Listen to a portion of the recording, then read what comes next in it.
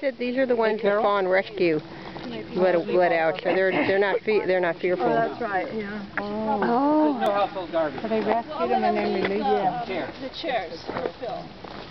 Oh, see, this is not that one. That one over there. So where are we going to put the garbage? Oh, look at the deer. Where are we going to put the deer? Take one home. Don't even. You did. All Fawn Rescue. The lady's trying to followed get. me. We don't have any food. That one's lighter. And we. It's this one. This one. And we shouldn't feed them anyway. That's true, but if we had food, we might forget. Yeah. Well, I do have food. Hi guys. Hi. Hook and lines are the most important.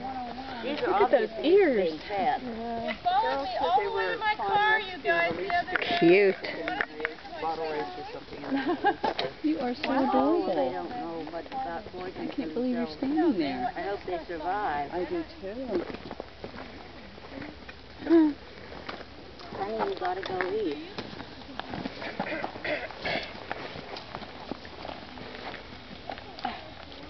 Hi. You having a good life out here?